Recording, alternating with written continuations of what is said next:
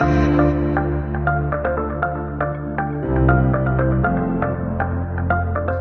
presence of youth at Cop27 allows for the opportunity for young people to engage in lively discussions and debates with international bodies.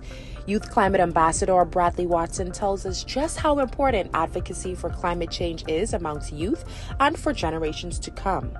It is extremely important for us to sit at the table at every opportunity and represent ourselves and our neighbors as we fight to ensure the well-being of our people.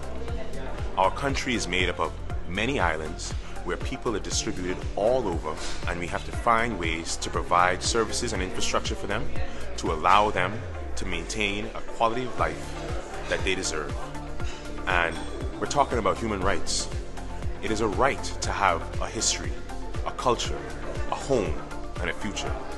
And we need to ensure that people get those rights by advocating on the behalf of our people at every opportunity we get. I don't feel as though it's too late to forestall the effects of climate change at this point. It's time sensitive for sure, and it's really going to boil down to the political will as well as, I'd say, the commitments and engagements that are going to be founded during this engagement.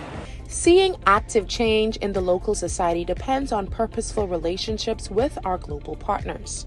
The young marine explorers are present at Cop27 to help bridge the gap between the Bahamas and the wider world to see change in local communities. And it's extremely important that YME Bahamas and our team are here in Sharm El Sheik, because not only do we represent local communities, we represent youth, but we're able to connect the dots where the story is so much bigger than just us in Cat Island or the Bahamas, but really connecting us to the African continent, reminding everyone that the story, the plight of Bahamians is the story of Africans, and this is something that is essential for us to achieving the Africa we want, achieving the Bahamas that we want, and ensuring that there's a more prosperous and equitable world for all of us. And unfortunately, the heat waves definitely impact the community in their home.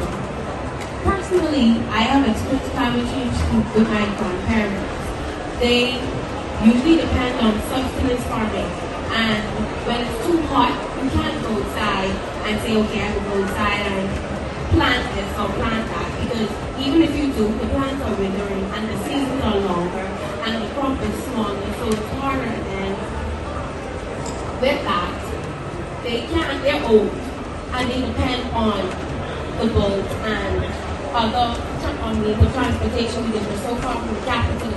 So when this transportation is delayed, we have no way of getting food. Just 3 weeks ago, we had a water shortage in Mayborn because the boat didn't come. And the people we had to use what we have, and some of the wells in Mayborn is not drinkable. So it's really hard. The Davis administration's position to ensure key stakeholders like these various agencies are all present in the rooms and at the tables to negotiate on behalf of the Bahamian people will play a pivotal role in the future of the Bahamas. I'm here as the technical officer in support of Minister Clay's meeting.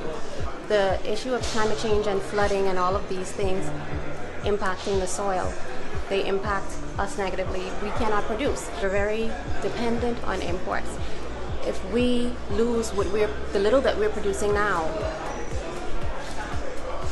the future prospects of agriculture or us feeding ourselves ever is extremely grim. Keeping you in the know, this is OPM Press Now.